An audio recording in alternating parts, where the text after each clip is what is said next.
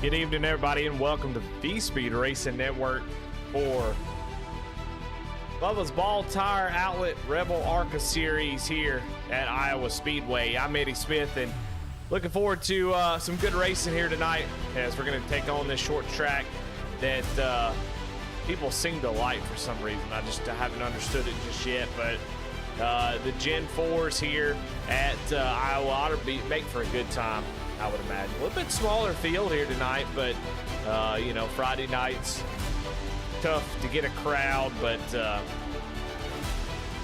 going to be a fun one regardless. It's always been, every race has been pretty amazing. So, pull up the track facts for Iowa Speedway in Newton, Iowa. Opened 2006, one of the newer tracks out there. A capacity of 30,000 miles, or 30,000 people, with just under a little bit over 3/4 of a mile. But a really fast speedway. It doesn't feel like a short track at all. Feels, I mean, it feels, I don't know, it feels like a Richmond or maybe even more than that, where you just really have to be on the throttle. But it has a lot of character, like the bumps in turn one, that really kind of give it a little bit extra that you have to deal with that some tracks you just don't really have to worry about. Like Richmond's pretty smooth. You can drive right around there and come off the corner. But here at Iowa, you got to be careful. There's some bumps that can really mess you up. So you have to be careful, find where that is, move around, find the speed. Some people love Iowa. Not a huge fan of it. I think it's a one-line track that needs a lot of love. Especially get that other line up and going. So take a look at your standings, point standings so far. I mean, it's all been Jonathan Cofield, who has a 13-point lead over Michael Nash with those 3 wins, and he has been completely dominant this season. He'll start from the back tonight, and he'll have to work his way through the field, which I don't think that'll be a problem at all for him. We'll see. Iowa seems to be a really strong track for him, but interested to see what somebody like Michael Nash, Andy Kurtz, Daniel Cunningham, Lucas Lyons, somebody like that can do here at this track. But we know Cofield probably going to be the guy to beat here tonight. About 8 seconds left to go, and we're going to give out the Chuck Pegleg Pole Award, and looking forward to it as everybody's going to get gridded up here. And we're going to have 100 laps here at Iowa tonight.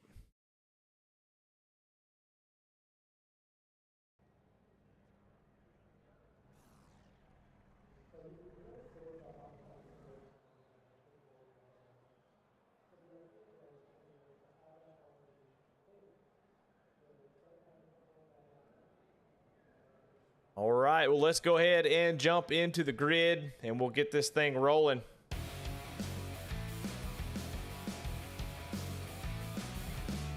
Starting on your front row is going to be Daniel Cunningham,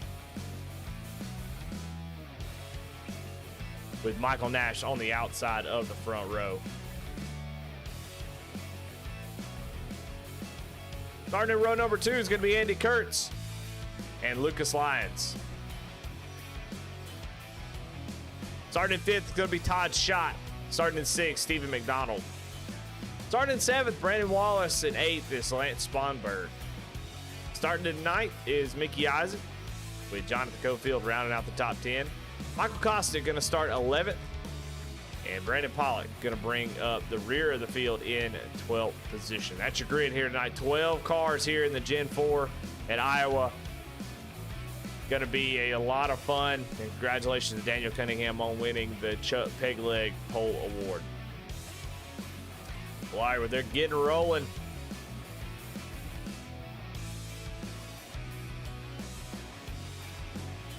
Get a little drone cam action here tonight. Let's go.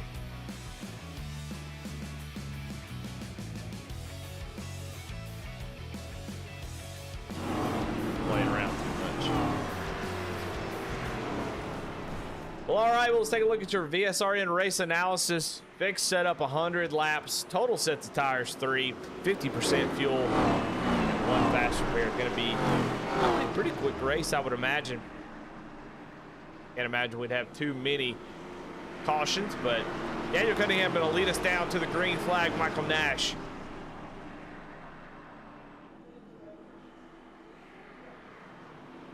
as we have another lap under pace laps.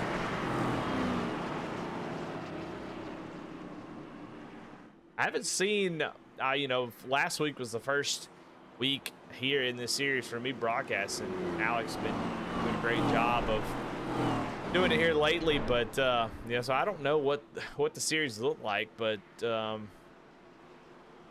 interesting to see the car counts be a little bit lower than what we're used to here in the Arca series.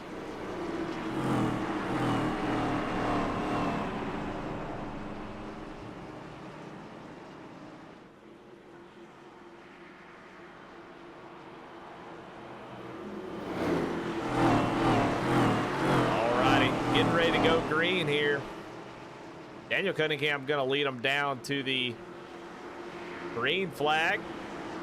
Pace car is off into the Geico restart zone, and green flag is out here at Iowa.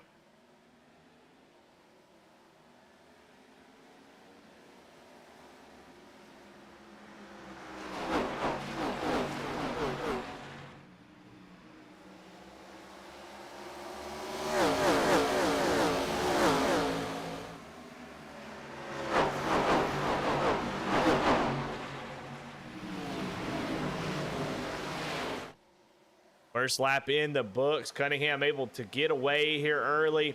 Battle, though, here between Lucas Lyon and Andy Kurtz.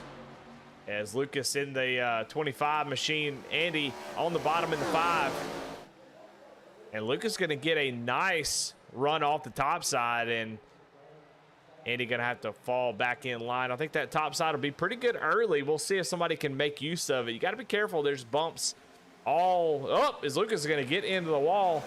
That 25 machine going to be scraped up on the right side there, but he is trying to make a move here on Michael Nash on the outside. So that outside looking pretty strong right now.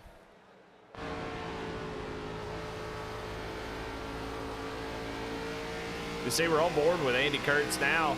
Not really sure where to go. Hear those RPMs as Lucas going to get in the wall again. So Lucas having trouble finding the wall, maybe. I don't know.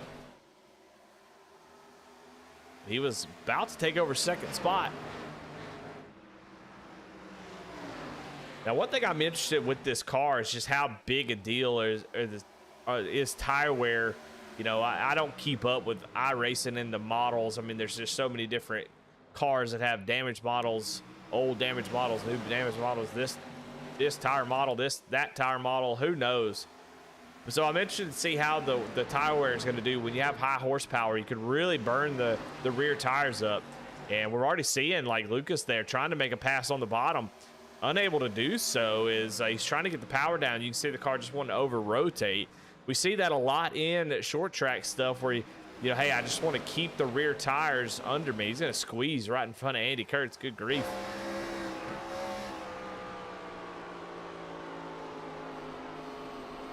But, yeah, I mean, going to be interested to see how the long runs work here and how it's going to change over time.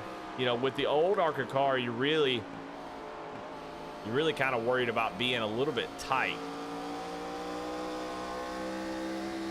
This car, you really got plenty of power to work. And may open the door for that top side. That may be why Lucas is able to get such a good run up there.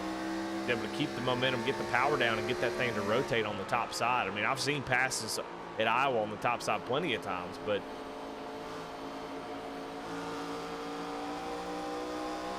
we'll see how that affects everything moving forward, though. But a nice little battle here for second place as they were catching Daniel until they got racing side by side. Man, look at it's drawing everybody in. The 00 of Todd Schott going to join this battle. Brandon Wallace there in the 99 machine. He's going to be there in a minute as well. So it's going to be a nice little battle, and Daniel Cunningham not really pulling away. So they keep running him down just ever so slightly, especially once they get single file. You see Daniel running right against the yellow line.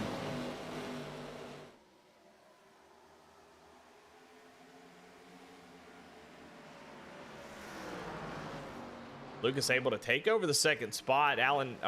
Michael Nash, Alan Nash,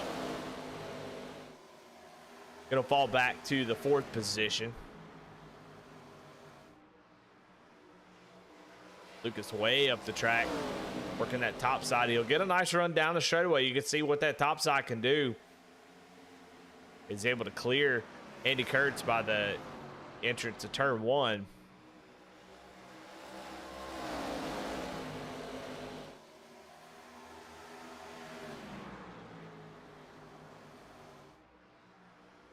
Go on board with Andy Kurtz.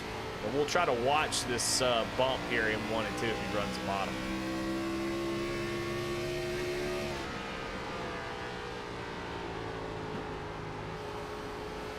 He didn't run it, but you could see the back end of that 25 machine kind of bounce right in the middle of the corner. And that bump is really, really important, because if you get on the throttle too soon and you're really got the car twisted and it hits that bump, it could really upset it. So if you drive down the corner and you can try to be off the throttle right as you go over this bump right here, watch the red bumper there.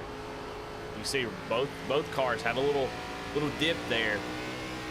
If you can wait for that dip to get, Luke's going to get in the wall again going into turn 3. If you can hit that the throttle right after you hit that dip, you can get a lot of speed. So that's that character that I was talking about that Iowa has. But you could just see, this is the issue that I have with Iowa, is that it gives the illusion of side-by-side racing, but you ain't running side-by-side here. You see these guys not really able to do more than one corner side-by-side. The bottom line going to start to suffer, and that top side going to be, at least the upper groove, going to make it very difficult, just because of how little banking that this thing has. You really need to use the whole track off the corner. But Lucas Lyons in the wall again, but having no problems. He's able to keep going. And now Daniel Cunningham, who won in the Grand National Series earlier tonight, now under fire from these two drivers. As we're 16 laps into 100.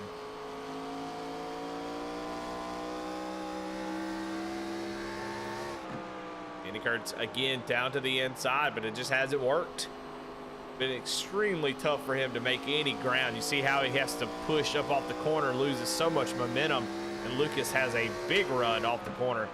I mean, Andy was 0.3 of a second back from Lucas there when they went into the corner. But right now, Lucas looking down to the inside, see if he can make position on Daniel Cunningham. But so far, he's about the only one that I've seen really try to make that top side work. It requires a lot of patience for sure, because if you he's going to dive down to the inside here now, see if he can make that car work. You work that top side for too long, that right front starts to get heated up, then you're not able to work on the bottom. He's still there. He's still got the spotter call on the 08. Let's see if he can. I think the 08 is going to have the run. Hadn't been up there yet. We'll see if he can hold it. He gets a pretty good run there, and so Lucas going to have to jump back in line, as Andy Kurtz was trying to stick the nose up there and get to the outside. But you can see already, look, I mean, we're just lined up with cars. There's just nowhere to go. Andy Kurtz gets a good run off of 2 there, as I fumble over my words. And look here, he's getting a great run as he really puts the power down. He's going to get loose, though. Not going to be able to quite clear the 25 of Lucas, but just seeing how difficult it is to pass here. Ooh, Lucas gets loose. Well, that's one way to make a pass, is wait on a fella to get loose, and Lucas really struggling there.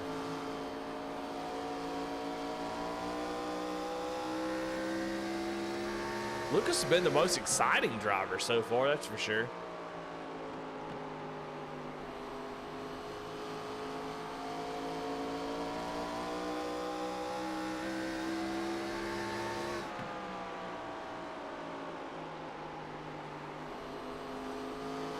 You see Jonathan Cofield down on the inside of his teammate Michael Kostick.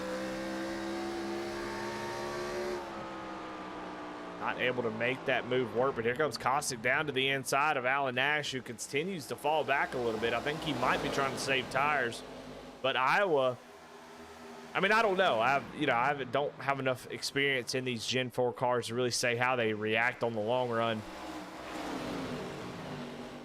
But, you know, people always talk about saving tires. Man, very rarely on iRacing do you save tires anymore. I know a lot of folks talk about, well, patience is the key, and you let them go and you'll pass them back in 20 laps. Well, you know, it's just not that way anymore. It's just odd. But saving tires is really, you just need to manage the heat. That's really the only thing that's important with this tire model is you can't let off and run 3/4 tenths off the pace and be able to make up a bunch of time towards the end of the run. You've got to just manage the heat. Just try not to do what, you know, like Lucas Lyons is doing, overheating that right rear. You just have to be patient about it, because it'll be compounded if you continue to do that over and over again. But if you can manage that heat, you can still run extremely competitive lap times. And the tire wear won't really matter. And these short tracks don't really have a whole lot of tire wear anyway. You can run 100 laps in Martinsville and still run similar lap times. But right now, Lucas Lyons getting past is Alan Nash, though, coming back as, oh my goodness, is Alan Nash going to get loose? Trying to make that pass off the corner. Now he's going to be under fire from not only Lucas Lyons on the outside, but Jonathan Cofield there on the inside. And man, Kostick is really putting pressure on him on the outside as well. He's trying to gas it up to get that momentum up. We got a pass for the lead, though. Right now, is there's passing going on all over the place. Well, I don't know if there's passing, but there's driving side by side. There's definitely that. Man, 3 wide here with Kostick on the outside. I don't know if Allen can hold this in the middle. Let's see who comes off the corner with the position. Oh, almost a little bit of contact, but Cofield moves over to the left to allow Alan Nash to come down a little bit, but 3 wide at Iowa. We love to see it. Yeah, so far passing has been basically whoever gets loose is going to lose the position. And you see Cunningham, who these guys can't. I think Andy Kurt's definitely a lot faster than Cunningham. Maybe he ran him down racing with Lucas Lyons, but you just see can't make the pass. Daniel Cunningham just making that. Oh, he really slides in the corner there. I don't know if he's going to make. Oh, yeah, he definitely is going to. Let's see. Andy Kurt's going to do the slide job here. Oh, Kurt's. He kind of wussed out there. He said it's a little bit too early to be doing sliders like that. It would have been a good one, though, I think. But that's the way Andy Kurt races, man. Just a solid guy. He'll say, well, we'll just wait a couple laps to see if I can't get it again. This time he's going to pull the trigger on it. This time he is. He didn't even wait around. Oh, my goodness. They both get loose off the corner. Cunningham going to go down to the inside and try to take that position back. But I think Andy's going to have the speed, but also the top line is just too strong right now. So Cunningham going to be in trouble if he can't get back in line pretty quickly. You don't want to fight too hard here. As you see, they're really sliding the car into the corner. As, man, we look at this 4-way battle for the lead. It's actually first all the way back to 8th place. So your first through 8th is separated by 1.3 seconds. That's pretty incredible. And Brandon Wallace has a fantastic view of some awesome racing.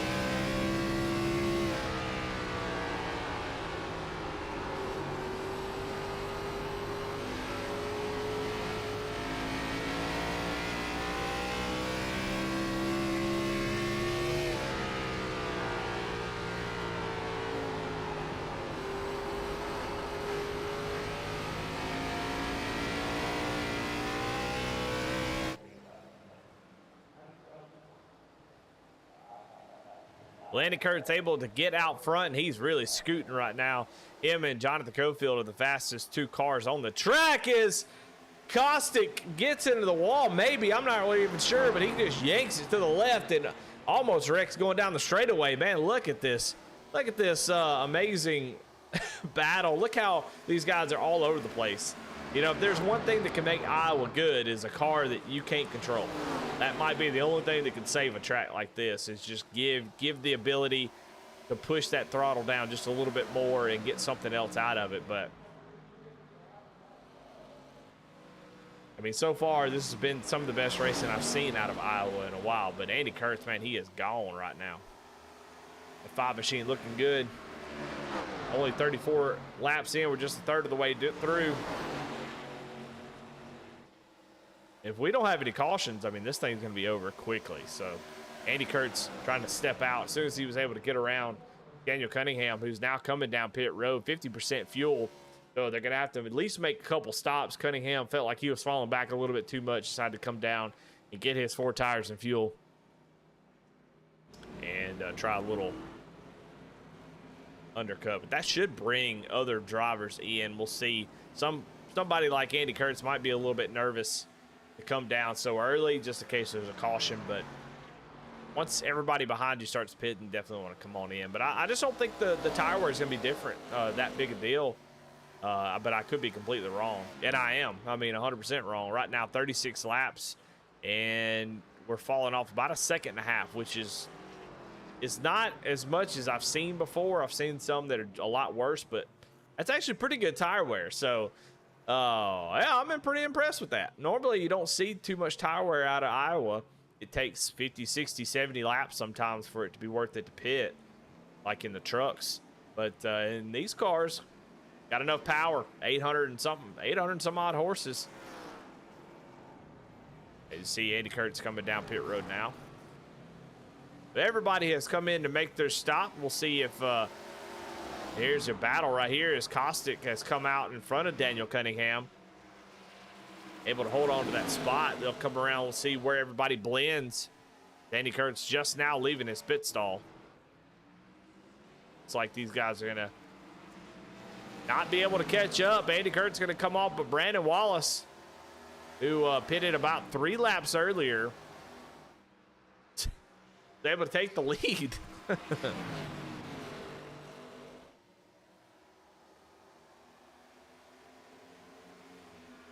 Brandon had a terrible pit stop. He had 15 seconds in the box. It's probably about a 14.5.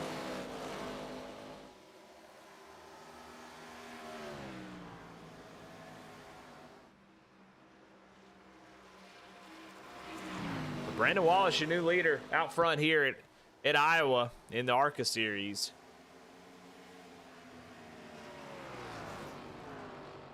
Brandon pitted about 5 laps ago, whereas Andy Kurtz pitted a couple laps. So just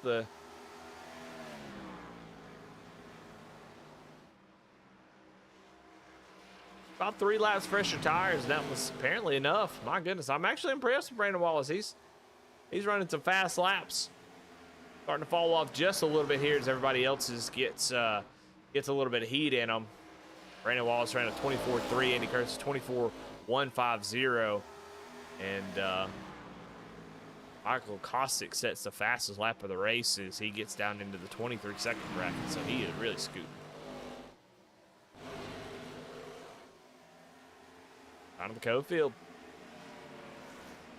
Not moving up as fast as maybe I thought. I think Kostick has been the biggest mover at the moment.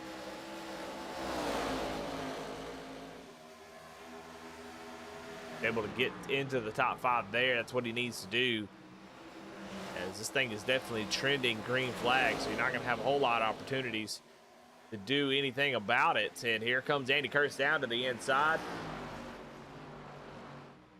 Brandon Wallace going to fight as hard as he can, but it looks like the tire difference is just too much as Andy Kurtz just drives right on by. So the 5 machine is on rails here tonight. I said Jonathan Cofield was probably obviously the favorite, but I think Andy Kurtz, maybe like Michael Jordan, I took that personally.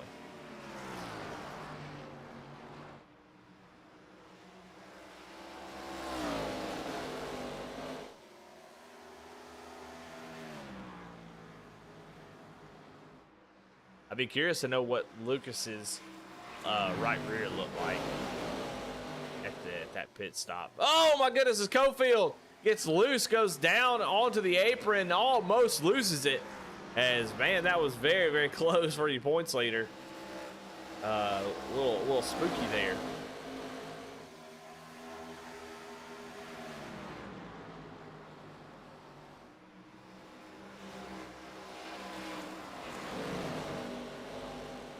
able to get that thing back rolling as Costic gets into the wall just a little bit. We'll take a look at the picture-in-picture if it's working.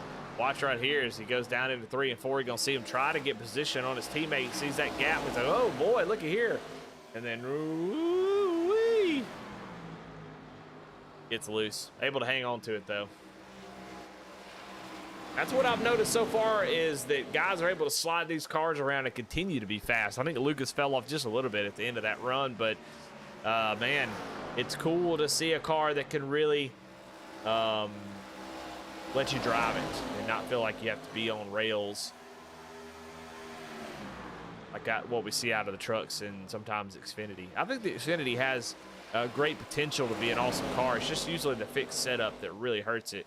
It just doesn't have enough power to really get through that. Raced at Michigan last night in the truck series. And it was loose. So, you know, I think iRacing's starting to catch on. Maybe sometimes tighter than all get outs. Maybe not the best setup every time. Every once in a while, but not every time. Cofield gonna get loose again, almost the exact same spot. Like I was playing a replay there. As we get close to the midway point of this race, Andy Kurtz is currently your leader by 1.1 seconds over Lucas Lyons in that 25 machine. And then right behind him is your biggest mover so far, Michael Kostick, with Jonathan Cofield, his teammate, right behind him.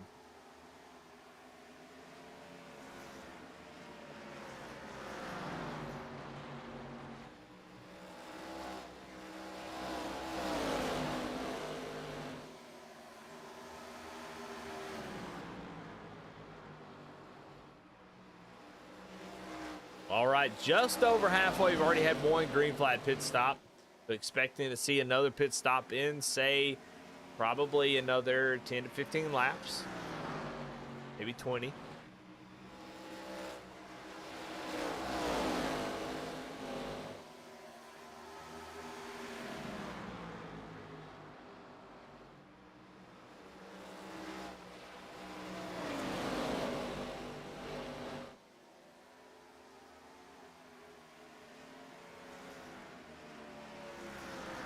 You know, comparing lap times, Jonathan Cofield and Kostick are just as fast as Andy Kurtz, Lucas Lyons, falling off again here a little bit in the middle of this run, about 15 laps in. But, you know, these two, I think, definitely have the speed to run up there with Andy. It's just they've had to run up through the field. They've had to pass all these drivers, and you see how difficult it is to pass. But it sure does look like a hell of a lot of fun. That's one thing I can say. Yeah, it looks like these guys are having a blast. Watch Cofield try to work that bottom side. Just have to be patient with it. You see Costick going to go maybe 3 wide here as they come off of turn 4.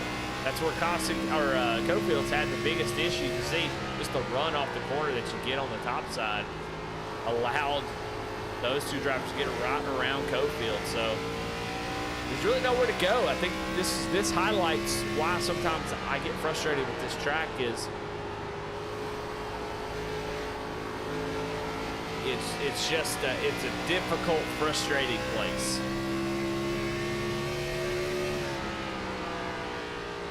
And it's got to be frustrating for these two right here because Lucas obviously starting to feel the pressure of that right rear.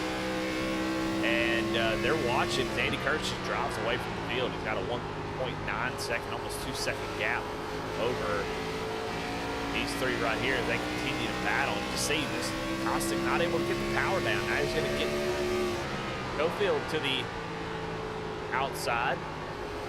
You see the bumps there in 1 and 2, that top side in 1 and 2, how difficult those things are. Really upsets the car. But you see Cofield just had Kostick, they can't do anything. It's pretty incredible.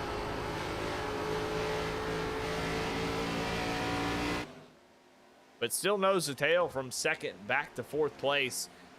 Alan Nash trying to run these guys down, but he just, when they get running, they're about 2/10 faster. We'll see. Alan seemed like he was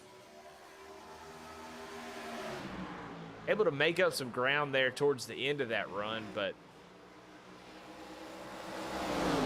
Cofield really trying the bottom now. We're almost 3 wide. off of every corner. You can see the cars wiggling. That's just that's what it's like having 900 horsepower at less than a mile of a track. Man, Kostic gonna get out to the outside, and man, Lucas has to give it to him. That's exactly what he needs to do. So Kostic now has the right position. Is Lucas gonna really drive down the corner? He's not gonna be able to do a slide job, I don't think. Nope, he can't. Lucas gonna get loose though. Lucas Lyons going to end up losing a couple spots out of that deal. As a great move by Kostic to get his nose out to the outside. That's what you have to do to get this pass done. So now he can set his sights on Andy Kurtz. 2.5 seconds now is the gap from first to second. No rest for the weary, as Kostic now going to have to battle with his teammate Jonathan Cofield, as we are clicking off laps extremely fast. It's going to be one of the quickest races of the year. We only have 40 laps to go.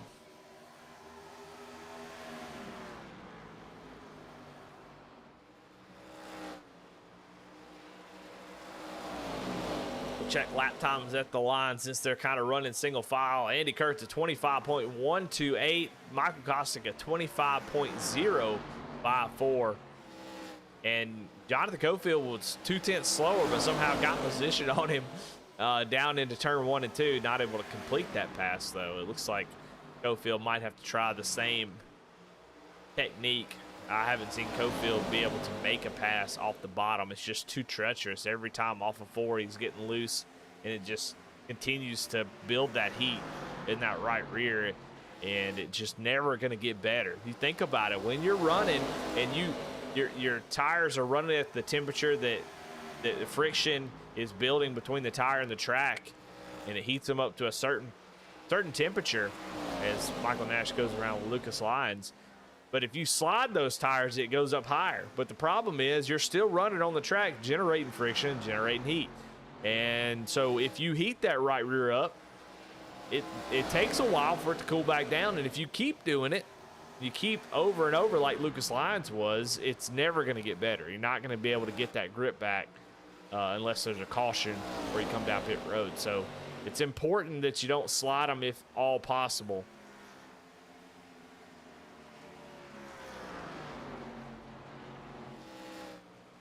But watching as Kostic, if he can try to run down Andy Kurtz, but I don't think he can. I think even if he runs down Andy Kurtz, it's going to be very terrible to try to pass him at this point in this run. But should be going down pit road pretty soon. I would imagine in the next 5 to 10 laps, we'll see guys come down pit road. And Lucas Lyon already. Whoa, is he spun out? Oh, he's right front sticking up through his hood. That ain't good. Man, I don't know what happened to him, but Lucas Lyon, big Greg. I don't know if he tried to get on pit road or what. Let's go back and see what happened here on the Kinder Farm and Ranch Wreckage Rewind. No caution, though. You'll watch. He's trying to get down on pit road.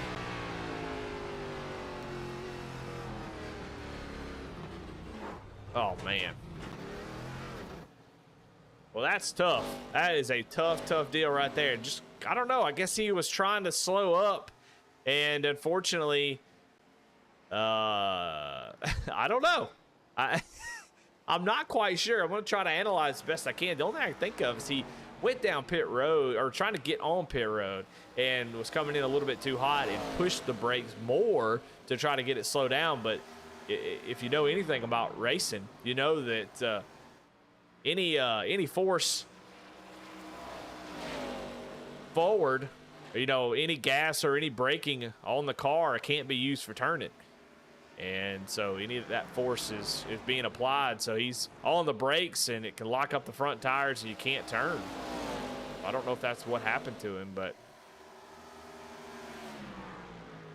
I mean, it's definitely not ideal, but it not a terrible time for that to happen. It sucks that he spun out. I mean, that's going to be tough to overcome, but he can come down pit road, get a fast repair, get back out there. As Andy Kurtz almost spins going down the front straightaway, and look here.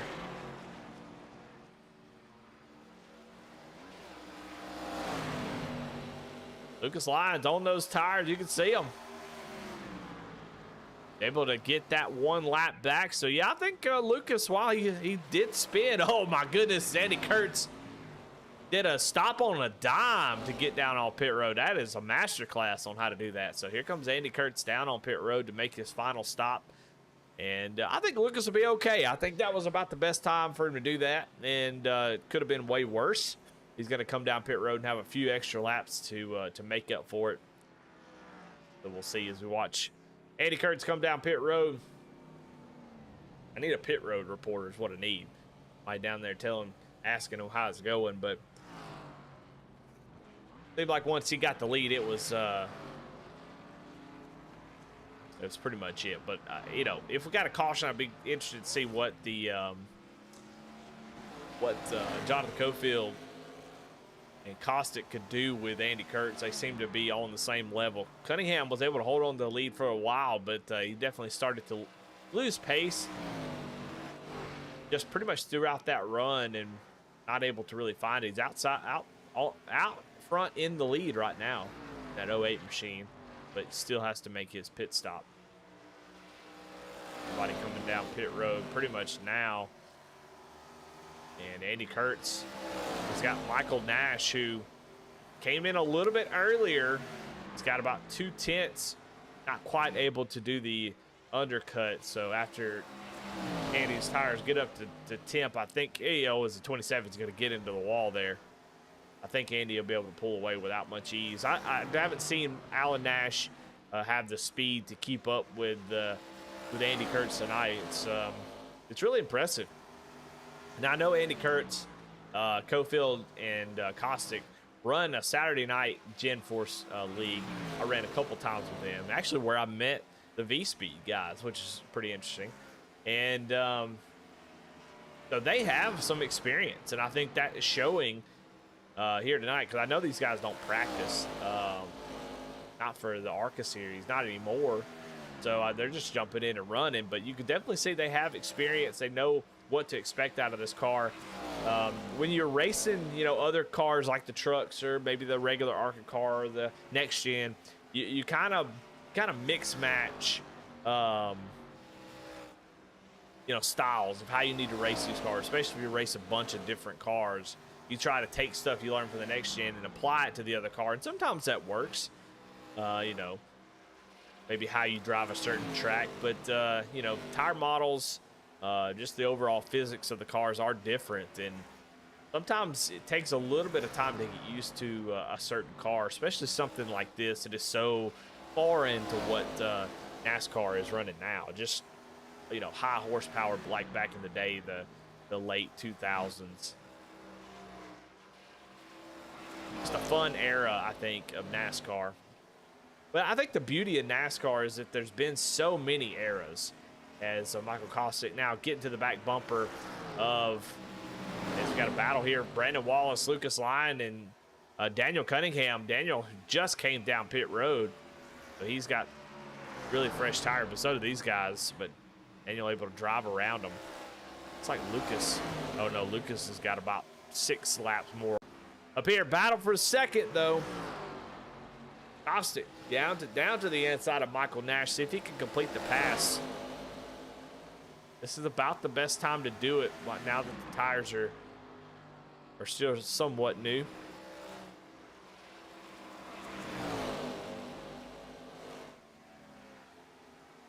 Still side by side. Can he complete the pass?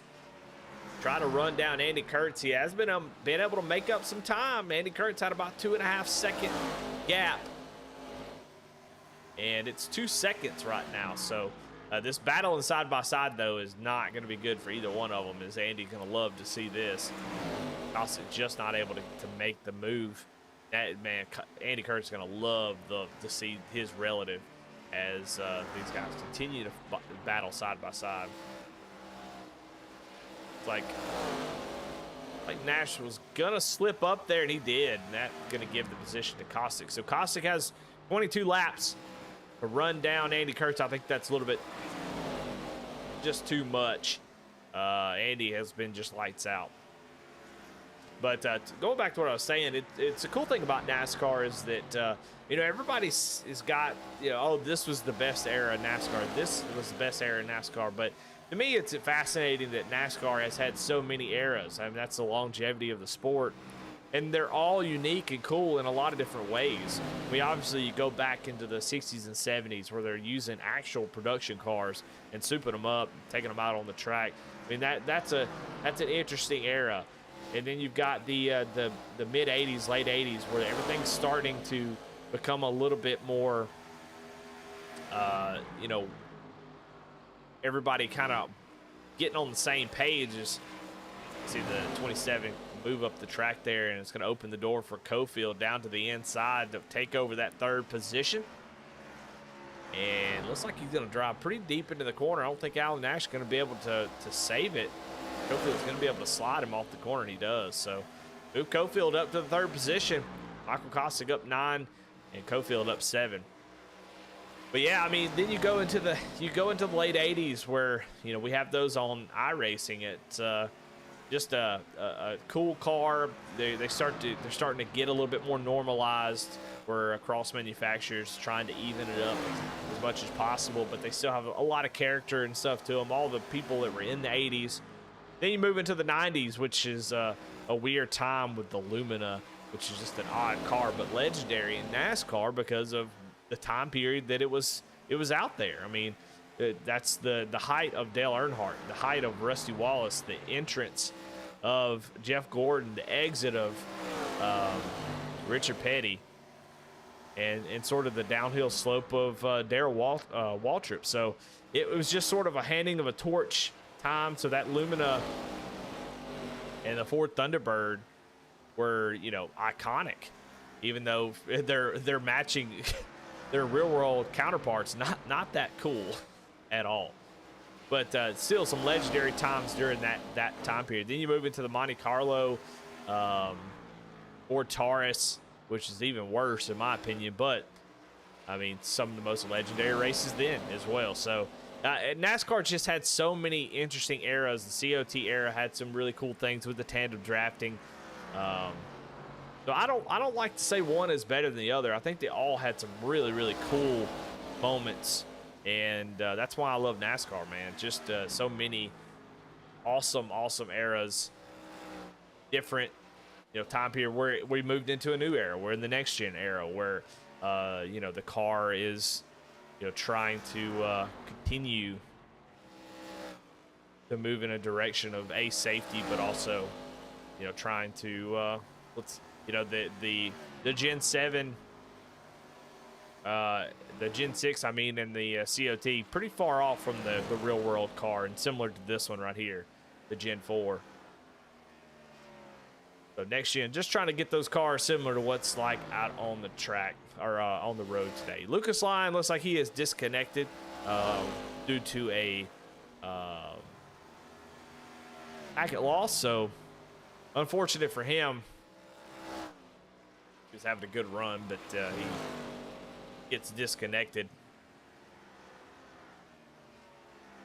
As we watch, as Andy Kurtz just clicking off laps at this point. There's not really much going on the track. Andy Kurtz, Michael Kostick, Jonathan Cofield, Michael Nash, Daniel Cunningham, your top 5. Then it's Brandon Wallace, Mickey Isaac, Brandon Pollock, Todd Schott, Steve McDonald, your top 10. And Lance Sponberg in 11 and Lucas Lyon in 12.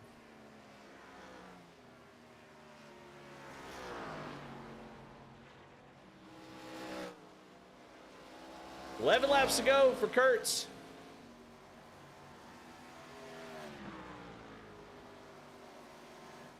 I'll look at the standings real quick. I don't know if he's won a race. Says he hasn't won a race, but we're on race number 6, and there's only 4 winners here. And that may be a clerical error.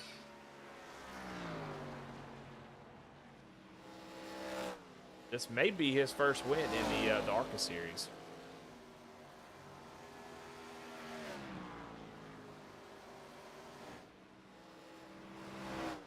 Try to take a look at the points here and see if there's anybody that won. No, it looks like the win totals are right.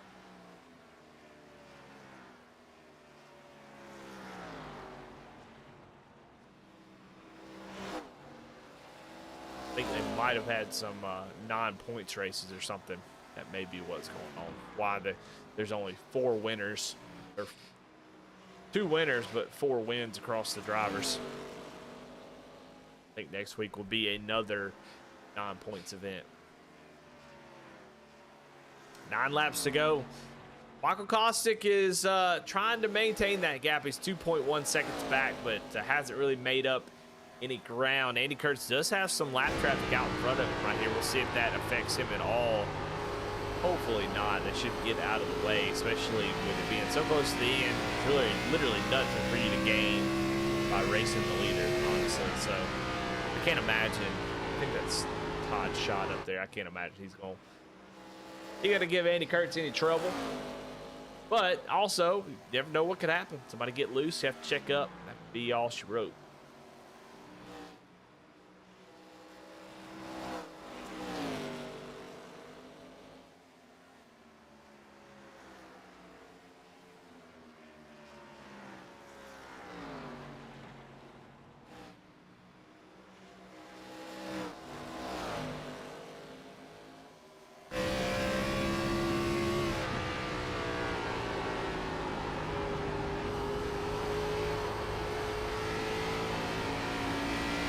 Todd Shot couldn't get out of the way anymore.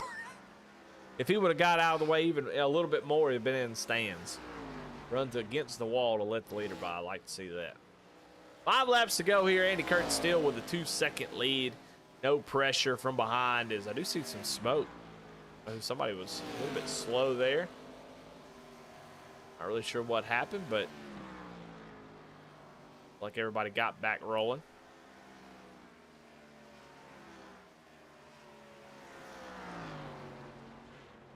But just an impressive job by Andy Kurtz. He started up near the front. Just had to be patient with Daniel Cunningham. And once he got by him, it was pretty much he just able to set sail.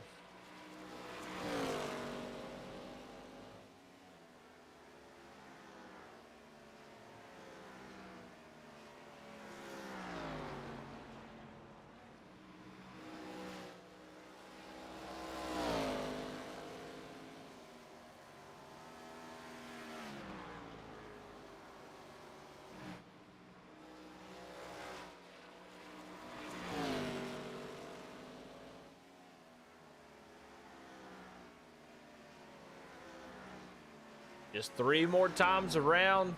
Kostick a little bit faster the last couple laps. He's gotten it down under 2 seconds of 1.9. Just not enough time. You know, at this rate, it would take him 20 laps to make it up. So definitely not enough time. Andy doesn't really have to. He's got a 2-second gap to play with. Didn't have to do anything crazy. Push the car too hard. Kostick's not running him down that quickly. Now there is a battle that might see something happen here at the end, as Michael Nash has been a couple tenths faster the last couple laps than Cofield. That's definitely, he is about half a second back.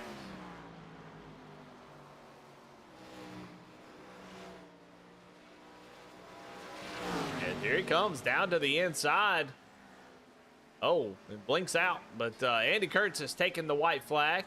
As we watch these guys battle, it's about 5 seconds back from the lead. We'll see if they can have a race. See if Michael Nash can get that 3rd position back. But Andy Kurtz going to come off of turn number 4 here at Iowa.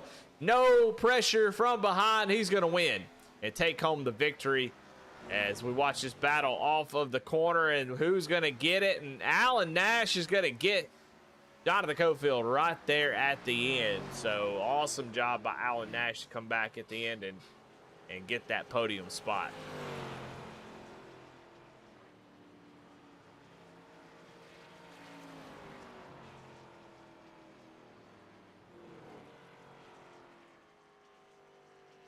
But Andy Kurtz is your winner. He's doing donuts down in whatever this is right here. He's going to celebrate that victory here tonight in the Rebels car as Brandon Wallace comes through and just demolishes him. Oh, I don't know if... Oh, he's going to be able to turn over. That's good. Still got a little bit more in the tank to... oh, the right front's just hanging off of it. That ain't good.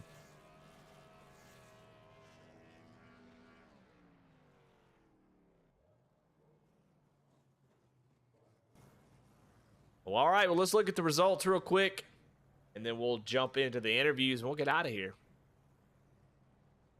Andy Kurtz, Michael Kostick, Alan Nash, your top three. Jonathan Cofield in fourth. Daniel Cunningham in fifth. Brandon Wallace in sixth. Mickey Isaac in seventh. Eighth is Brandon Pollock. Ninth is Todd Schott. Steve McDonald in 10th. 11th, Lance Spawnberg. And Lucas Lyons rounds out the field here tonight at Iowa.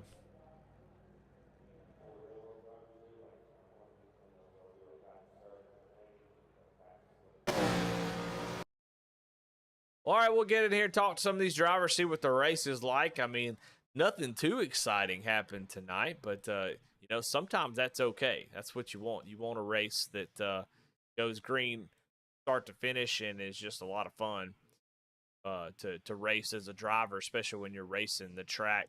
Well, let's go ahead and get third place here. Get him into the Discord if we can.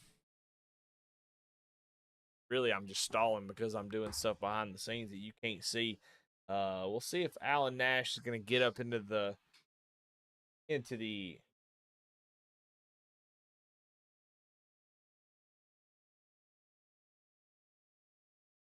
get in Discord, but we might start with our second place finisher, Michael Kostick. Michael, this is Eddie in the booth. You got a copy? Yeah, I got you. Well, man, a good race started in the back. Had to drive your way up to the front, but seemed like your experience with, the Gen 4 car from the Saturday Night Series is showing in this series. You and Cofield were able to drive up through the field. Just having to start in the back, sort of the biggest thing that kind of kept you from being able to get the win tonight. Yeah, probably. Looking back, I probably should have qualified. Kurtz was fast though, so it was going to be might have been a more fun battle instead of just trying to run him down. But yeah, the car was actually fun to drive here, even though I was pretty terrible. Yeah, I agree. Thank you. I completely agree. Well, I mean, it did look like the most fun Iowa I've seen in a while. But it's still just tough to pass off the bottom. I mean, I saw you make a really nice move to the outside of, I can't remember who it was, but maybe it's Alan Nash, but you were able to get to the outside. It seemed to be about the only way to really make sure you make a pass. Is that what you kind of felt like you needed to do there at that moment? Yeah, it was definitely the easiest way to make a pass. You could do it on the bottom. You just kind of had to be patient, work the throttle, and kind of pressure the other person to try to overdrive it a little bit off the corner. But the high side was definitely the way to go. Yeah, does this car really struggle with the bumps like some other cars, or does the extra power kind of help you work through those? The bump on the high side in 1 and 2 actually didn't seem too bad. Down low, I forget what lap it was, in the first 10 laps. I throttled up right as I went over top of it, and it got real sketchy. But they didn't seem as bad as the next gen did, but a little bit worse than the trucks. Yeah, well, you're able to come home in the second place position, so pretty good race. I think if we had a caution or something, been interested to see if you could have done anything with Kurtz there, but still pretty impressive nonetheless. I mean, you are the Hard Charger award winner by No Next Fast Repair, so congratulations on that award. Hey, it's not a win, but it's something. I don't know what you get for that, but I think it's a roll of toilet paper or something. But anyway, man, congratulations on second place. As always, man, who you got to thank? Any sponsor shout outs? Thank you for doing the broadcast. Brandon for all the work he does for the series and all the other admins in the league. Teammates of Bandits. All right, well, there you have it. Michael Kostick, your second place finisher. We got our third place finisher now. Alan Nash in the booth with us. Alan, this is Eddie. You got a copy? Hey, Eddie. Well, man, it looked like it was a lot of fun out there. Michael Kostick said it was pretty fun to drive this car. You seem like you were able to kind of maintain that car a little bit longer than others. Just didn't have a long enough run with the fuel being 50%. If you had an actual full fuel tank, do you think the race would have been different for you? Because it seemed like as soon as you come alive, it's time to pit.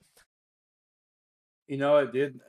That might have made a difference. Although right about the time we were pitting, it was getting to be such a handful. Even though I think other people may have been struggling a little bit more. I don't know how much longer I could have held out. We were sawing on that wheel more than any other race I can remember. I know everybody was. I was behind Cofield a bunch, and I'd see him get loose, and then I'd get loose. It was wild.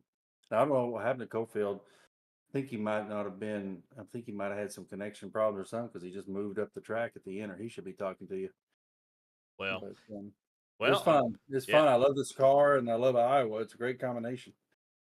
Yeah, I mean, you were running him down before you even got to him. You were a couple tenths faster each lap, so I don't know if he kind of burned him up trying to run down Cossack. But man, a good run there. Finished third, so congratulations. And as always, man, who you got to thank in sponsor shout-outs? Yeah. I want to thank you for the broadcast in the booth as always. I want to thank Bubba Wallace for the great league and all the sponsors. I want to thank, of course, Jeff by Kinder Farm and Ranch, Flexible Freight Solutions, Dark Horse Motorsports, No Neck, Fast Repair, and of course, old buddy Chuck Pegleg Phelps. Wish he'd get back in here on Friday nights with us. And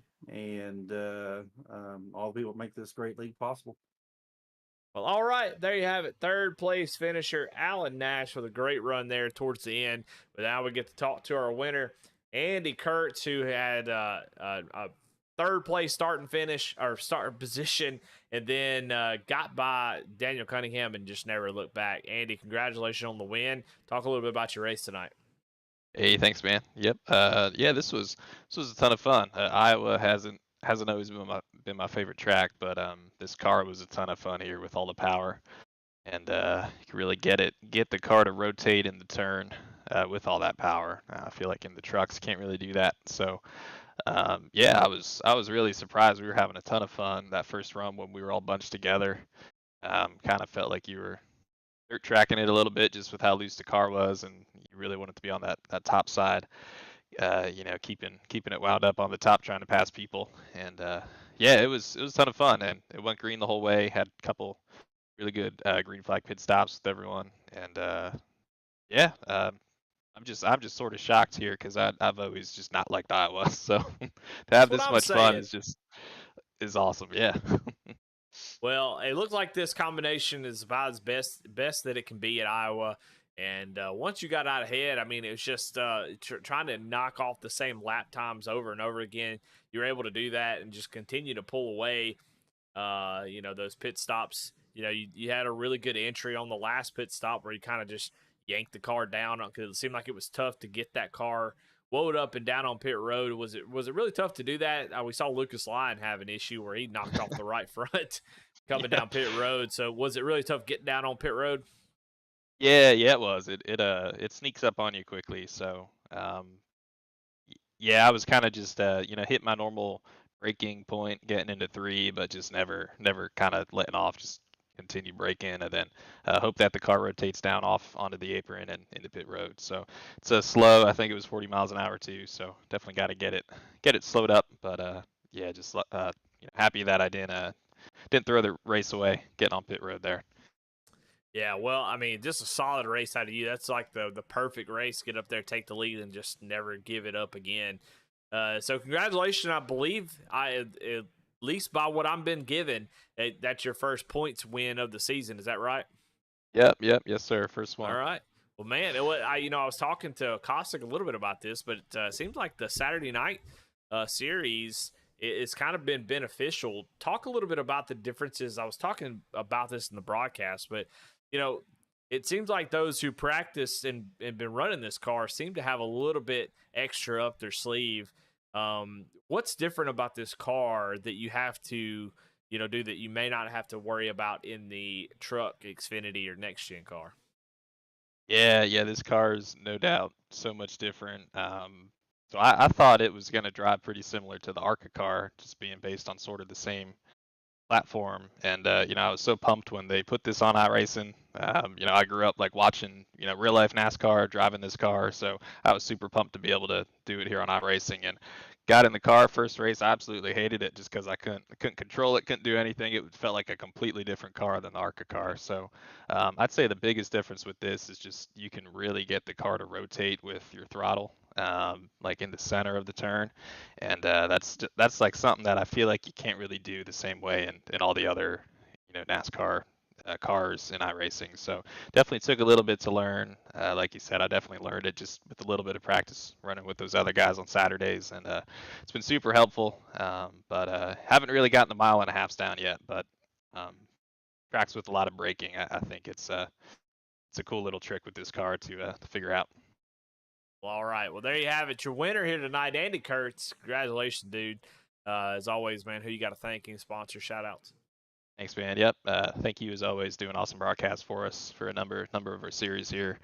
I want to thank Bubbas Bald Tire Outlet for helping us put this on. Jeff By Jr. Art, Kinder Farm and Ranch, Flexible Freight Solutions, Dark Horse Motorsports, No Next Fast Parent, Chuck Peg Leg Felts. And you, Andy Kurtz, for the Hard Luck Award winner. I guess. So that's going to go to Lucas Lyons tonight. Well, congratulations again, Andy. There you go. Well earned. Yeah, there you have it. The winner. And like I said, Lucas Lyons going to win the Hard Luck Award for tonight. Well, all right. Well, that's it. We're calling it. Ain't nothing else to talk about. Pretty fun race. Fun to watch these guys slide around. And Andy Kurtz able to take home the victory. So, all right, guys. Well, that's it. We're going to call it quits. Y'all have a good night. I'm Eddie Smith. Make sure you hit subscribe. Go over to V-Speed, subscribe. V-Speed 2, subscribe. We got a lot of stuff going on. Going to be a busy next couple weeks. Starting up on Tuesday, a new series. So, it's going to be a lot of fun. But, all right, guys. Y'all have a good night. See ya.